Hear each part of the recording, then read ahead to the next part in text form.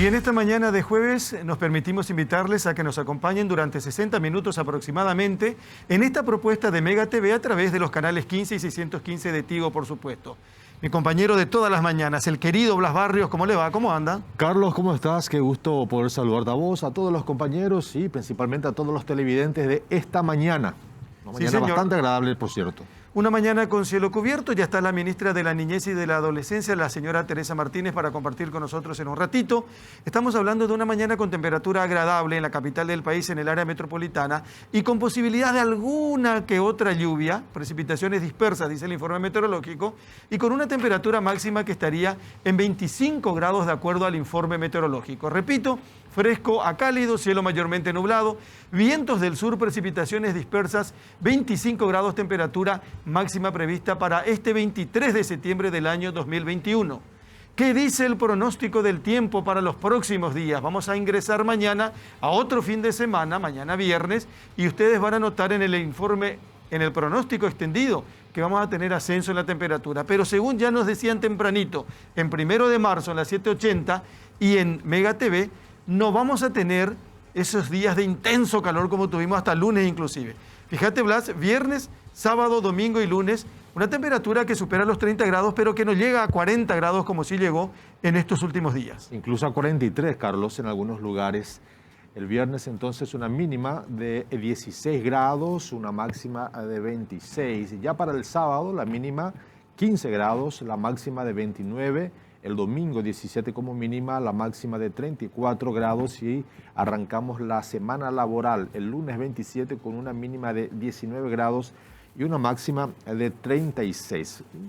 Jornadas agradables, calurosas pero no tan acuciantes como la que tuvimos hace un par de días, Carlos. Sí, señor, y mientras continúa lo que se llama jornada de vacunación, hoy segunda dosis, según informe de Salud Pública, hay que decir también a propósito de Salud Pública que los números siguen siendo alentadores, de acuerdo a lo que se dio a conocer ayer. Solo 2 fallecidos. Siempre decimos que un fallecido duele, 2 fallecidos duelen, y mucho más ni qué decir. Pero con relación a lo que teníamos en otro momento, estos son los datos del 22 de septiembre, Blas, por favor. En las últimas 24 horas, la cartera de salud dio a conocer los datos estadísticos. Fueron procesados 2.129 muestras, de las cuales 25 dieron positivas. Se lamenta informar, como ya adelantaba Carlos, el fallecimiento de 2 personas, con lo que suman en este proceso pandémico 16.138 personas. Hasta la fecha permanecen internadas 63 personas, de las cuales 27 en las unidades de terapia intensiva. En lo que va de toda la pandemia, suman en total 400, las recuperadas, 442.230. En las últimas 24 horas se recuperaron 159 personas y en contrapartida los casos confirmados hasta hoy, desde que empezó la pandemia en marzo del año pasado, suman un total de 459.720 personas, Carlos. Qué diferencia con relación a personas internadas, sí. Lo que habíamos vivido en un momento hasta desesperante con más de 2.000 y 3.000 personas y por supuesto también en terapia intensiva. Bueno, las jornadas de vacunación continúan, se confirma que llegan en las próximas horas Sputnik Vial 2 o componente 2 sí. En una buena cantidad que va a permitir que mucha gente que está aguardando desde hace un buen tiempo pueda vacunarse como corresponde. Y también se habla de también otras... cerca de 500.000 dosis de la Pfizer. Sí, señor. Sí, señor. Eso es cierto. Bueno, para introducir esto que tiene que ver con lo que proponemos esta mañana, tenemos el siguiente informe y después ya saludamos a la ministra de la Niñez y de la Adolescencia. La soledad de la niñez. Todos somos responsables. Hacé tu parte. El 35% de la población en Paraguay son niños, niñas y adolescentes, que equivale a 2,5 millones de personas con menos de 17 años. La niñez en Paraguay tiene muchos desafíos. A pesar de tener la mayor cobertura de la educación primaria, solo el 41% de los inscritos en primaria continúa sus estudios para completar la secundaria. En términos de salud pública, la mortalidad infantil es de 18.24 por cada 1.000 nacidos vivos, según los datos del año 2020. Pero si hablamos de salud, 2 temas son preocupantes: los abusos sexuales en niños y las tasas de suicidio.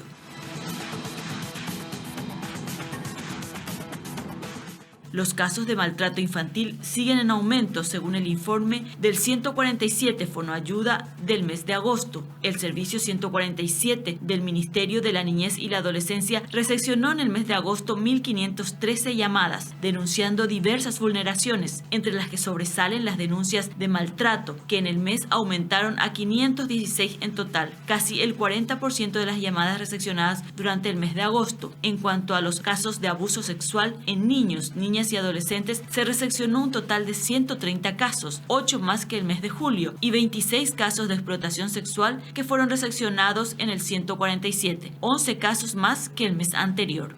En lo que refiere a las víctimas, Fonoayuda reporta que se hicieron denuncias de vulneración de derechos de 210 niños y 202 niñas de la primera infancia, 236 de niños y niñas de 9 años a 13 y 103 mujeres y 52 varones de 14 a 17 años. Cabe señalar que todas las llamadas sobre las denuncias en casos de vulneración de derechos de niños y niñas recepcionadas por el servicio de Fonoayuda fueron derivadas a las instancias judiciales correspondientes. A esta situación sumamos los preocupantes números de intentos de suicidio, que por ejemplo, según los últimos estudios, entre el año 2002 y 2010, el 16% de los intentos de suicidios ocurrió en la niñez y la adolescencia. En ese mismo periodo de tiempo, el 23% de los suicidios se dio durante la niñez y la adolescencia. En el año 2017 se registraron 82 casos de suicidio en adolescentes de 10 a 19 años, correspondiendo al 22% de todos los casos de suicidios en el país. Un reflejo o por lo menos un panorama con relación a esto que es muy amplio y que necesita de muchísima atención en todos los ámbitos y en todos los niveles. Doctora Teresa Martínez, gracias por venir, ministra, a compartir con nosotros esta mañana. Muy amable. Muchas gracias a ustedes porque todo espacio que se le da a la niñez siempre es importante. Ministra, si tiene que definir hoy a la niñez en Paraguay, ¿cómo define? Muy vulnerable. Estamos en una situación que ya de por sí ponía a los niños en unas condiciones muy vulnerables y ahora con esta pandemia estamos con mayor vulnerabilidad. Hablamos de vulnerabilidad por la situación de afectación de sus derechos, ¿verdad? ¿Cómo le vemos nosotros a los niños, los adultos? Los pone en una posición muy vulnerable, porque sus derechos son afectados por los adultos. Los abusos, los maltratos, la explotación, toda es cometida por un adulto, sea su entorno familiar o no, pero siempre es un adulto el que vulnera sus derechos. Cuando tendría que ser el más responsable, ¿verdad? El responsable de su atención, de su protección, de su cuidado, ¿verdad? Entonces, en lo que estamos trabajando, aparte de tratar de equilibrar la situación de vulnerabilidad en aquello que es esencial, vida, salud, atención, también es trabajar con los adultos comunitariamente para que cambien esa percepción que tienen del niño objeto de su propiedad. ¿Qué contrasentido, ministra? Sí. Cuando la responsabilidad tendría que pasar por el adulto, porque se supone que tiene mayor capacidad para hacerlo, sí, es uno de los que hace más vulnerable el pasar y el vivir de ese niño o de esa niña. Es terrible, porque cuando vemos los números, ¿verdad? Parecen números muy fríos, pero cada uno de esos casos es una personita que ha sufrido una situación terrible, como el abuso, como el maltrato, el abandono, la falta de atención. Son seres humanos que están en un proceso de desarrollo que van a replicar eso de vuelta, ¿verdad? Si uno no corta eso, es como aprende, ¿verdad? Aprende lo que uno le hace, porque está en un proceso de desarrollo de todo, está en un proceso de aprendizaje. Y solamente aprende violencia, dolor, por supuesto que va a replicar eso y no cortamos ese circuito de violencia. Y fíjese, ministra, que estamos hablando del compromiso o la responsabilidad de un adulto, pero el que generalmente, y usted dirá si es así o no, por lo que nosotros conocemos y por lo que ustedes informan, sí, el que más daño le causa al niño es una persona cercana, o a la niña, digo. Lamentablemente, ¿verdad? Las estadísticas dan esos datos de que ¿dónde le ocurre al niño los abusos, los maltratos? En su entorno más próximo, ¿verdad? son escasísimos, raros los casos que hay una situación de abuso o maltrato por fuera de ese entorno. ¿Por qué? Porque el niño está ahí, parece que está a mano de que le hagan cualquier cosa, ¿verdad? Y eso no quiere decir que todos los entornos de los niños son malos. Lo que pasa es que cuando se denuncia un hecho, ese hecho se produce ahí y la persona que le afecta al niño es alguien de su entorno próximo, ¿verdad?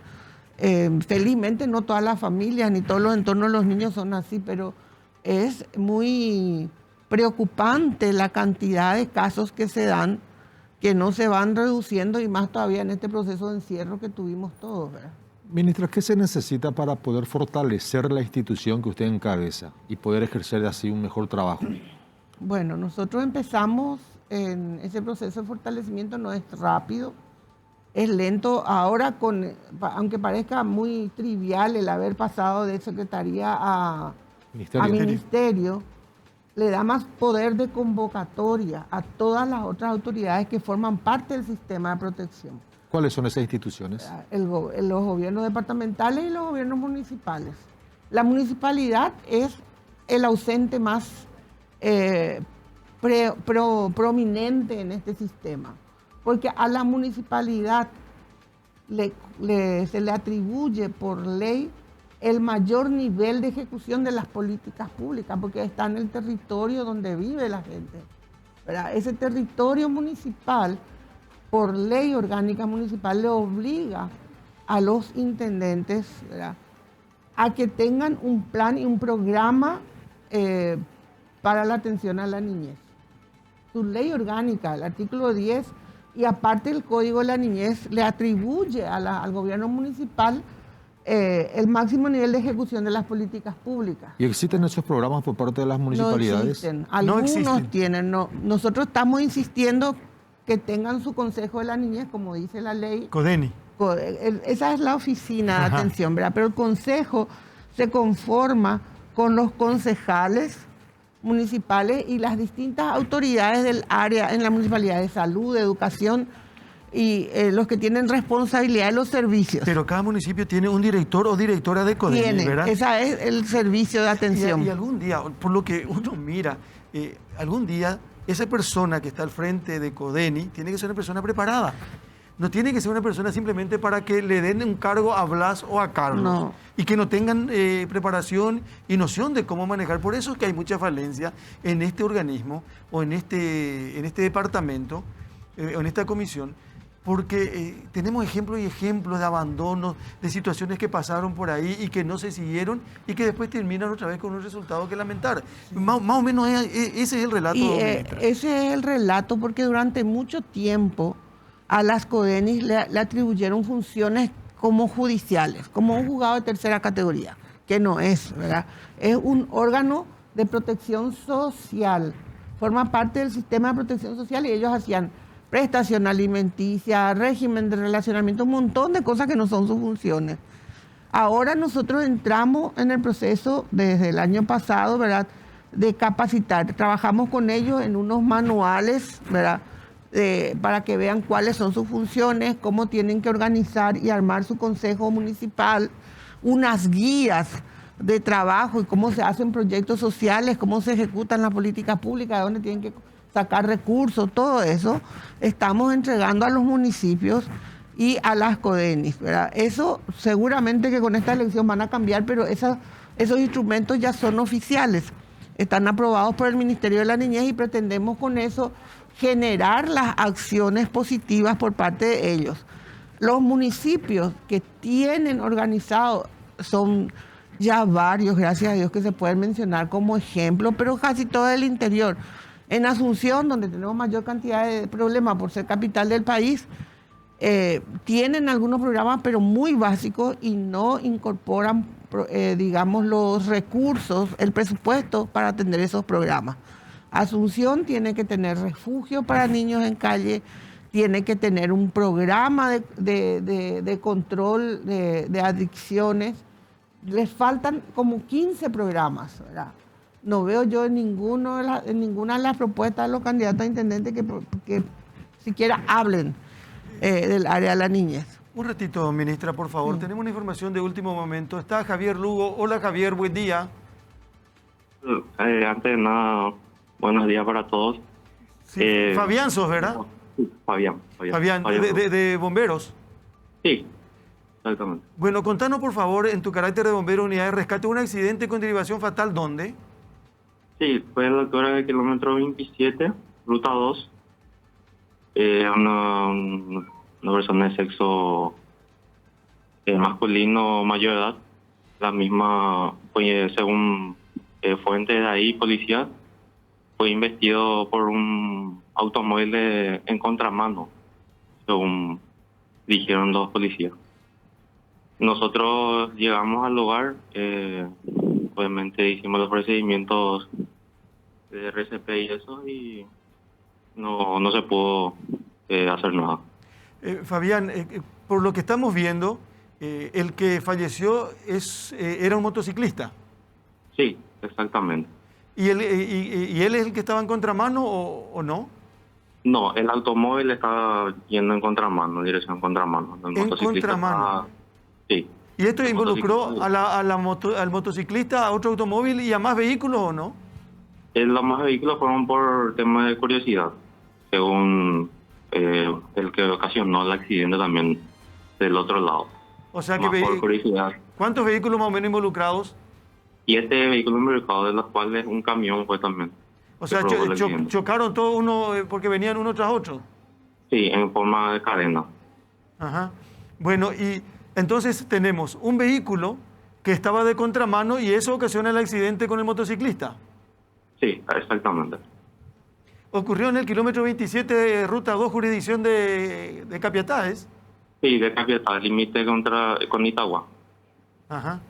Bueno, gracias Fabián por compartir estos datos. Un accidente con derivación fatal, unidad de rescate de Capiatá, compartiendo entonces con nosotros. Gracias Fabián, un abrazo. Dale. Adiós, hasta luego. Hasta luego. ¿Cómo la responsabilidad de un conductor entra de contramano en plena ruta? En plena ruta y termina de esta manera. Bueno, esto tenía que ver, perdón ministra, es información de último momento. Volviendo, ministra, son muchos los niños, solemos hablar nosotros que no solamente con usted, sino con otra gente del ministerio, que durante toda esta pandemia nos decían niños huérfanos, quedaron tantos niños, son muchos los niños que quedaron huérfanos. Bueno, hay un subregistro muy grande. Nosotros tenemos registrados como 170. Abrimos un registro para poder ver, porque realmente necesitan un programa especial de atención. De estos registrados, solamente 4 son de padre y madre, pero el resto es de un miembro o de la abuela o de la tía que le cuidaba, ¿verdad? Y necesitan asistencia psicológica, la familia que les acoge también necesitan algunos recursos. En algunos casos, hay otros casos que dicen que no necesitan nada, no reciben ninguna, más que una orientación sobre cómo abordar el miedo de los niños, porque lo que más vemos es miedo en ellos, ¿verdad? La angustia de la pérdida y más el miedo a la enfermedad que les genera todo un problema psicológico. No quieren salir, no quieren juntarse con nadie, hay un montón de situaciones que se da con ellos, ¿verdad? Y estamos trabajando en eso, estamos trabajando con el Ministerio de Salud, pero es muy, muy lento el proceso de identificación de otros casos. Lo que nosotros tenemos son registros por parte de personas que han comunicado, por las propias familias que comunican o vecinos. Hemos pedido a todas las CODENI del país que hagan y levanten un registro de esto y hasta ahora tenemos esos números, ¿verdad? Pero deben ser más por la cantidad de fallecidos que hubieron. Eso tiene que ver con la pandemia. Con la pandemia. Y si tenemos que tener así un número de niños en abandono, en estado de abandono, ¿se tiene más o menos un registro? Bueno, no tenemos un registro total, solamente por las intervenciones que se hacen y se detecta que ese niño está en una situación de abandono, ¿verdad?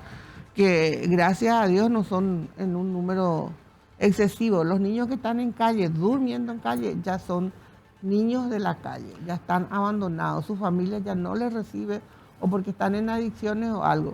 Ahora, niños que están vendiendo cosas, trabajando, están con su familia, ¿verdad? Esos no están abandonados, pero sí están expuestos a un riesgo mayor por la situación de calle. con ellos tenemos registrado en 5 municipios como algo así como 1.200 o 1.700, no quiero decir números porque no voy a ser precisa, pero tenemos identificados 112 focos de niños, donde están los niños pidiendo, vendiendo, haciendo cosas, ¿verdad? En Asunción y 5 municipios de Central. Lo que sí vemos que el 75% de los niños que vienen a Asunción no son de Asunción, los que están en calle, son de otros municipios, ¿verdad? De Central, y un poquito, hay un 2% que vienen de regiones más lejanas como Itapúa o Ciudad del Este. ¿Y eso es consecuencia de los asentamientos que están en el departamento central, por ejemplo? Es consecuencia de eso, y la consecuencia de que realmente en su localidad las COENI no están trabajando. Ahora estamos movilizando eso para que las COENI de los lugares de origen de los chicos estén trabajando.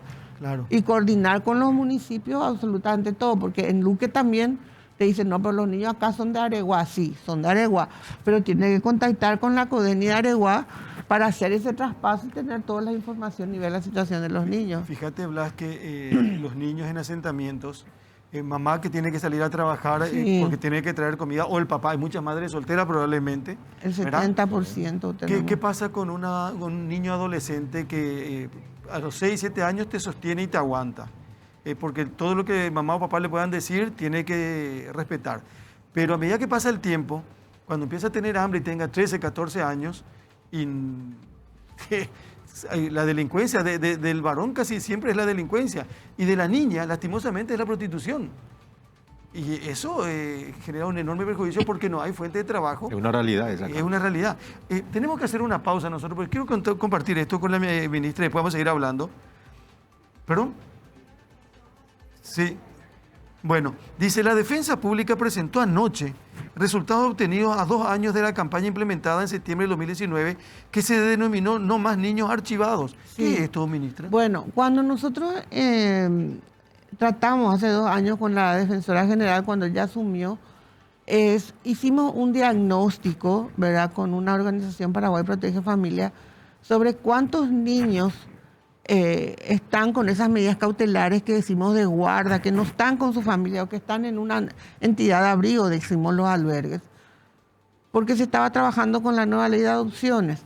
Y encontramos una cantidad que nos espantó un poco, más de 2.000 casi niños, 1.900 y algo, que estaban por 3 o 4 años en guarda en una entidad de abrigo y que nunca nadie más vio su expediente. Por eso hablo ya de niños archivados.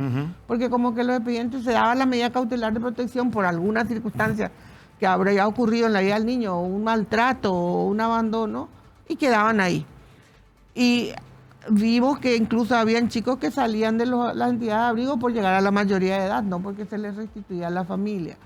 Entonces trabajamos en un proyecto coordinado con la Defensoría de la Niñez, compartiendo nuestros técnicos, ¿verdad? Porque las 2 instituciones no tenemos la cantidad de funcionarios que necesitamos para trabajar en eso, y se logró sacar a esa cantidad de niños de esas entidades de abrigo y restituirles, reinsertarles con sus familias.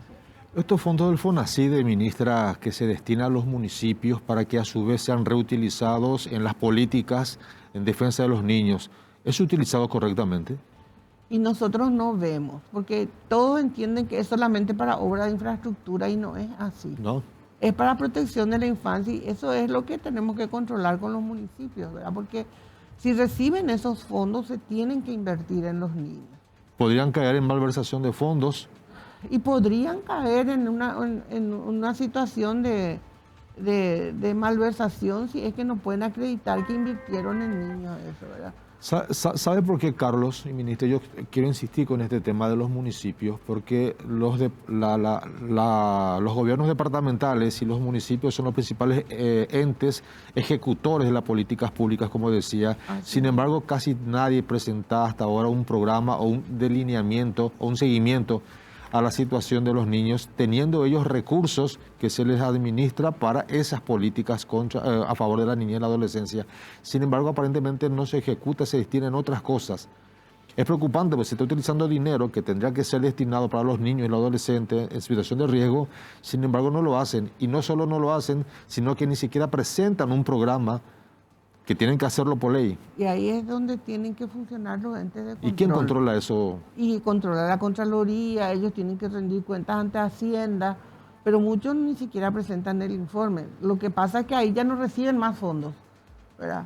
Entonces es ahí donde yo creo que tiene que haber un sopeso de esto y que tanto la Contraloría como todos los órganos de control verifiquen efectivamente en qué se usa. Hay municipios que podemos, Encarnación, ¿verdad? Pero todo el mundo dice, no, pero ahí está la entidad, claro, todo eso es diferente. Pero ahí no tenemos niños en la calle y se trabajó con la municipalidad de Encarnación, ¿verdad?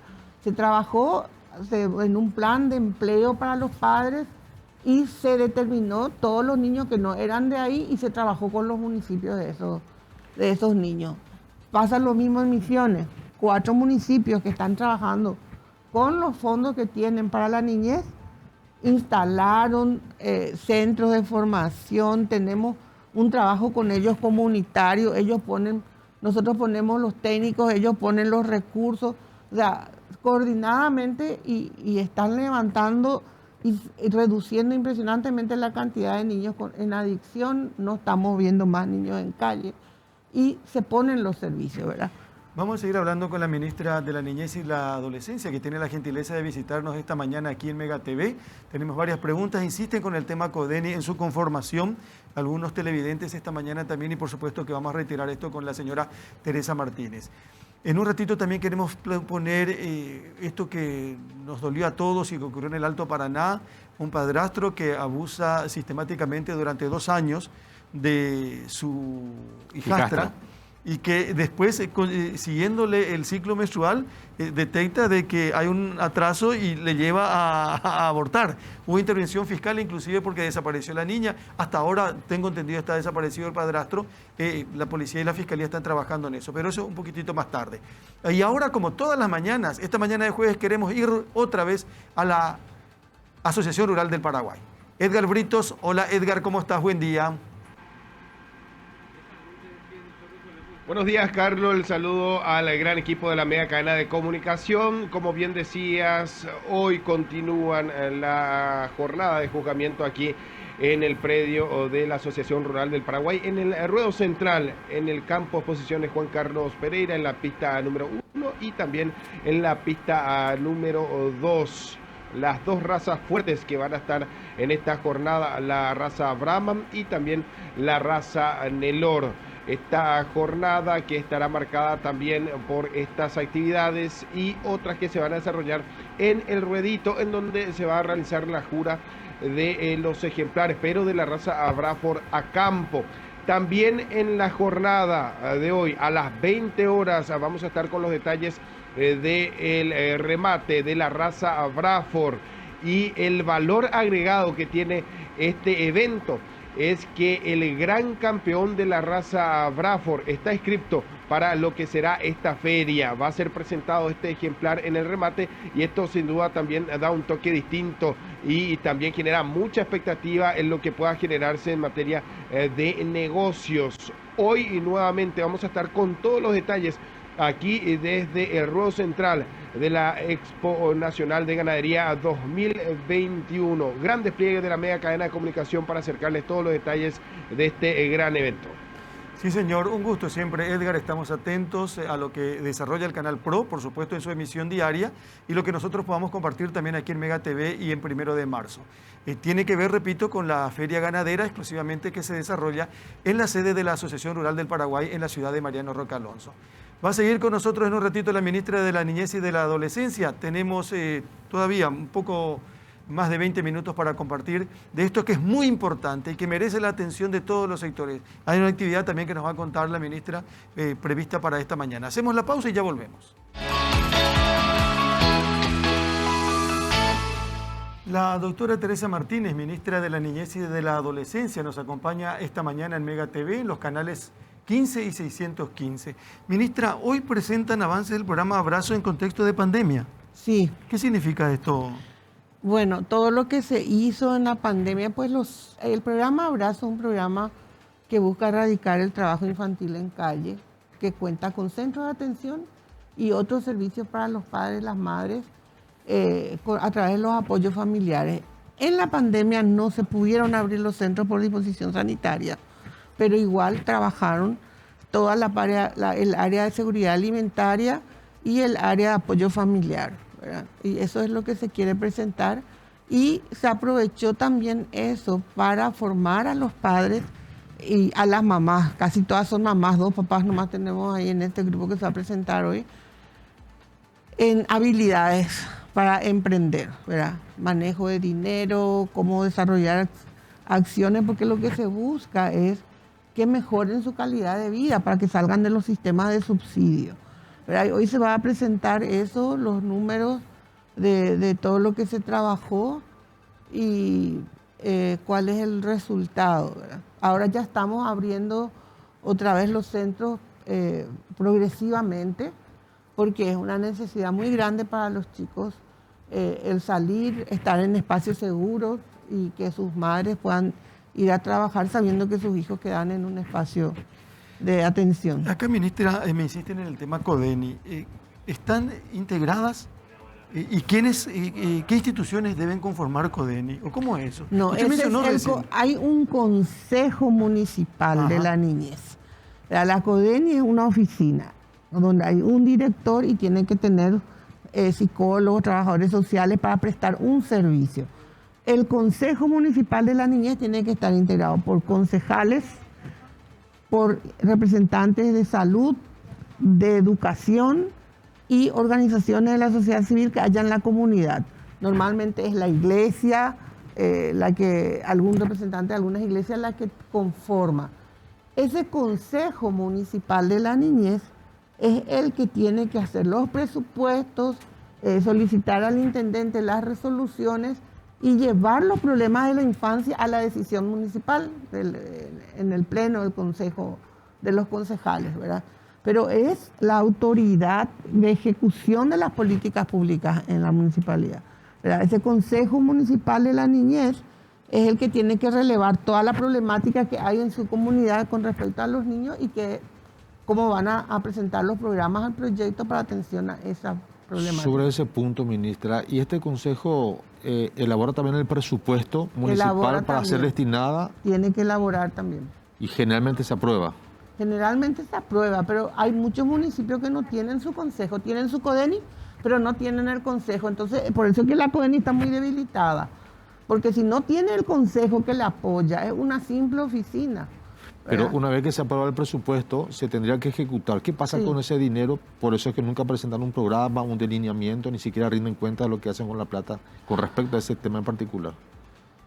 Y porque hay una falla en ese proceso de ejecución, ¿verdad? Porque todos ven en la CODENI nomás, que es una oficina, una dirección de atención y promoción de derechos, y no ven el que está atrás, que es el Consejo Municipal, ¿verdad? Ese Consejo Municipal es la autoridad máxima en la municipalidad para la atención de las problemáticas de la infancia. Si ellos no ejecutan el presupuesto para lo que está, pues nuestro presupuesto está hecho por resultado, ¿verdad? Pues van a tener un problema serio cuando la Contraloría les audite, ¿verdad? Porque uno tiene que ejecutar el presupuesto para lo que le dan. Vos presentás una propuesta, ¿qué resultado esperás? Y ese presupuesto tiene que estar destinado a eso, no puede ejecutar en otra cosa. Ahora, ministra, con cada caso que se habrá encontrado usted a lo largo de esta administración, ¿verdad? Y hay casos y casos, porque nosotros estuvimos hablando con insistencia en el transcurso de estos días. Domingo nos enteramos, el lunes desarrollamos incluso con la gente de la policía y la fiscalía, un caso donde una pareja, el padrastro de criaturas, ella con problemas de salud, algunos decían que tenía problemas de vista, otros que tenía problemas de una enfermedad terminal, que no ha de ser grato tener que pasar por todo eso, ¿verdad? Y que este padrastro venía abusando hace 2 años de una niña que creo que hoy tiene 11 años. 11 años. Quiere decir que tenía 9 años. Ese es un caso nomás de los tantos que podemos tener. Pero está la fiscala Vivian Coronel. Hola, doctora, ¿cómo le va, fiscala? Buen día. Buenos días para ustedes y a la audiencia. Fiscal, ¿la puede contarnos algo con relación a si se le ubicó ya al padrastro que viene siendo responsabilizado de un hecho de abuso, que es un caso que venimos conversando en los últimos días? Correcto. Inicialmente es importante mencionar que desde antes de haber iniciado las investigaciones, el sindicato como autor de este hecho tan grave ya se encontraba con paradero desconocido. Si bien cuando los familiares de la menor hicieron el reporte de la desaparición de la niña, ya esta persona estaría con paradero desconocido. Hace 2 días he presentado la imputación penal atribuyéndole la supuesta comisión de los hechos de abuso sexual en niños en calidad de autor y en calidad de cómplice por los hechos de aborto y privación de libertad. A la fecha el mismo sigue con paradero desconocido, si bien estamos realizando innúmeras diligencias para tratar de dar con el paradero de él. Hemos también formulado imputación penal en contra de las 2 mujeres que estarían realizando estos procedimientos empíricos para causar muerte a los fetos. Establecido en nuestro Código Penal esta conducta como aborto. Las mismas aún no prestaron declaración ante el Ministerio Público. Hemos realizado con la trabajadora social una constitución al domicilio de la menor o donde residía la menor, a los efectos de interiorizarnos un poco de la situación de la madre de la niña. Teníamos informaciones que ella se encontraba aquejada por un problema grave de salud, como también había dado a luz.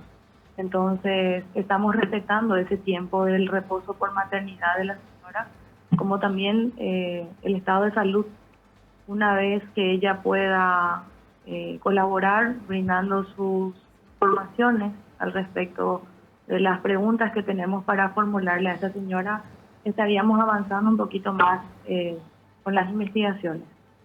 Perdón, fiscal, en el caso de la Sí. madre, de la mamá, ella Sí. es una señora que tiene alguna dolencia, porque se dijo... Sí, A ver. sí. Tenemos entendido que se encuentra quejada por un problema grave de salud. Ajá. Tengo entendido que tiene un tumor cerebral. De hecho, eso le imposibilita desplazarse por sí sola, tiene dificultad en la visión. Entonces, por esa razón aún no he podido citarla que comparezca a la fiscalía. Además, está con reposo por maternidad. Hace 15 días dio a luz. Entonces, como dije, respetamos ese tiempo de reposo, pero si bien ya la trabajadora social acudió al domicilio a hacer las averiguaciones pertinentes con los vecinos, el entorno de la niña, y estamos realizando un sinnúmero de diligencias para buscar más informaciones respecto tanto al paradero del supuesto autor. También quiero acotar que no descarto la posibilidad de la participación de más personas en el hecho de aborto. Entonces, por una cuestión de eficacia y de reserva, de brindar informaciones para asegurar la eficacia de mi procedimiento, prefiero omitir brindar informaciones al respecto. Una vez que concluyamos esas tareas investigativas, estaré reportando el resultado de esas investigaciones. Correcto, fiscal. En el caso de las mujeres detenidas por supuesto aborto, ¿tienen antecedentes y denuncias en su contra por hechos de este tipo? Yo he solicitado, en vista a que he encontrado al momento del allanamiento algunos instrumentos que me hacen presumir que las mismas tendrían algún tipo de vinculación con el área de salud. He encontrado instrumentales quirúrgicos, he encontrado materiales didácticos como ser manuales y libros de ginecología, obstetricia, manual de medicina familiar. Entonces he solicitado tanto al Ministerio de Salud como también al Ministerio de Educación para saber si las mismas son profesionales de la salud. También he solicitado ya los antecedentes de las mismas. Estoy aguardando la contestación de esos informes para saber si cuentan o no con antecedentes penales, como también para saber si son profesionales de la salud. Por último, Eso es entiendo. lo escucho. Por último, doctora, es fuerte, pero todo lo que se dijo con relación al abuso, incluso al aborto, ¿eso está respaldado clínicamente? Sí, por supuesto. La niña, al regresar, vamos a hacer una breve reseña de cómo acaecieron los hechos. La niña salió de su casa, dijo a los familiares que saldría de su domicilio para ir a realizar unas compras. Ella tardó en regresar, es por eso que la abuela hace el reporte ante la comisaría jurisdiccional que la niña ya no regresó a su hogar. Al cabo de 3 días, la nena vuelve a su casa y es ahí donde cuenta a su abuela qué fue lo que había sucedido en ese lapso de 3 días. La abuela inmediatamente acude al Ministerio Público en compañía de la menor, primeramente para poner a conocimiento de las autoridades que ella ya ha regresado a su domicilio porque se había impartido búsqueda y localización de la niña en todo el territorio nacional. Entonces, como institución encargada, inmediatamente la trasladamos a un centro asistencial para que reciba la atención médica correspondiente, salvaguardando su vida, su salud. Le hemos proporcionado también la contención psicológica. Ahí en el centro asistencial la menor quedó internada, donde se le practicó el procedimiento correspondiente a estos casos. Como también se le aplicó, se dio cumplimiento al protocolo establecido por el Ministerio de Salud para los casos de abuso sexual. Fiscala, muy gentil, sí. Muchísimas gracias por compartir con nosotros. A veces insistimos mucho en la necesidad de saber algo más porque lo que se busca es identificar, por supuesto, cómo lo están haciendo y si se puede en su momento sancionar y castigar a quienes cometen hechos de este tipo. Muy gentil como siempre, que tenga buen día, doctora. Igualmente, cuando gusten, a las órdenes. Adiós, hasta luego. La doctora Hasta Vivian luego. Coronel, fiscala, en el caso que venimos compartiendo desde el último domingo y que por supuesto le vamos a dar seguimiento en las próximas horas y en los próximos días cuando exista alguna novedad. Vamos a hacer otra pausa y después estamos en la parte final con la ministra de la Niñez y de la Adolescencia, la doctora Teresa Martínez. Ya volvemos.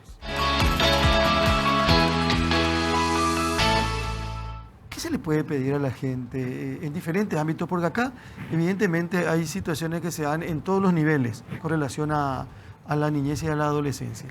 Y tenemos que pedirles a todas las personas, sobre todo a los hombres adultos, que piensen que esa niña de la que pretenden abusar o abusan es un ser humano en proceso de desarrollo, que siente dolor como lo sentiría él si recibe golpes, y que los niños tienen que ser respetados. Hay que educar acá en el país desde la primera infancia al niño el respeto al otro ser humano, ¿verdad? Porque es un despropósito, una falta total de conciencia y de humanidad el que utilicen a un ser tan indefenso como son las niñas y los niños para satisfacer no sé qué cosa, ¿verdad? Sus perversiones mentales. Yo creo que hay un problema muy serio en la conducta, porque necesariamente tienen que llegar a una niña para poder demostrar su capacidad y su poder, su virilidad. No sé cuál es el problema que tienen, ¿verdad? Si evidentemente o no pueden conquistar a una mujer adulta o no tienen esa capacidad, por eso recurren a abusar de las niñas. Ministra, muy gentil como siempre. Gracias por venir. De nada. Vale la pena hablar de esto 1000 veces, porque tiene que ver con la protección y con la desesperación en diferentes ámbitos. Quedó mucha tinta en el tintero. Sí, yo creo que amerita otra invitación a la ministra. Sí, señor. Gusten. La señora Teresa Martínez, ministra de la Niñez y de la Adolescencia, compartiendo esta mañana con nosotros en Mega TV. Cerramos capítulo de este jueves y nos comprometemos a estar de vuelta con ustedes y que ustedes nos acompañen mañana también, por supuesto, como todos los días, de 7 a 8 de la mañana. Hasta mañana.